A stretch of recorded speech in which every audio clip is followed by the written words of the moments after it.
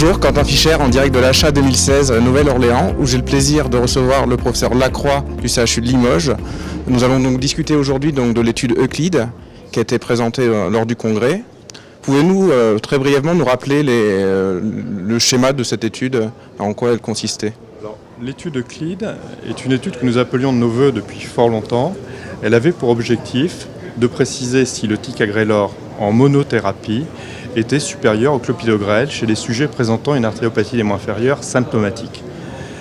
Dans cette étude ont été inclus à la fois des sujets recrutés en post-chirurgie, 30 jours après une chirurgie au minimum, ou sur des manifestations de claudication avec des mesures hémodynamiques, en l'occurrence l'index de pression systolique. D'accord. Et quels sont les résultats donc, de cette étude? Les résultats de cette étude, l'étude était une étude cherchant à démontrer la supériorité du ticagrelor vis-à-vis du clopidogrel. Il n'apparaît pas de supériorité du ticagrelor vis-à-vis du clopidogrel.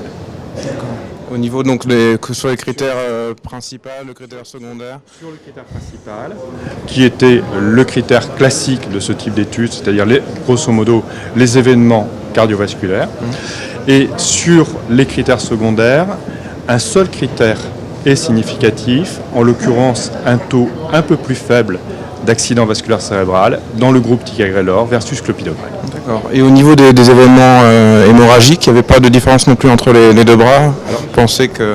On craignait effectivement un surcroît d'événements hémorragiques dans le groupe ticagrelor. Ça n'est pas le cas. Il n'y a pas eu plus d'événements hémorragiques létals, voire d'événements hémorragiques intracérébrales dans le groupe ticagrelor versus clopidogrel. Le seul signal, très modeste, c'est un peu plus d'arrêt dans le groupe ticagrelor en rapport avec des hémorragies mineures. C'est plutôt quand même un paramètre rassurant. Et donc en pratique, vous, comment vous orienterez la suite pour les futures études ou en pratique clinique? Qu'est-ce que vous recommandez actuellement de votre côté? En pratique clinique, on reste dans l'expectative. En l'occurrence, les études dont nous disposons sont des études anciennes, Capri, quelques analyses secondaires dans une étude qui s'appelait Charisma, en bithérapie, et le médicament de référence actuellement semble être, pour les sujets présentant une artériopathie des membres inférieurs symptomatique, le clopidogrel. L'aspirine a été évaluée chez des sujets asymptomatiques et deux études, l'étude AAA et l'étude Popapad, se sont révélées négatives.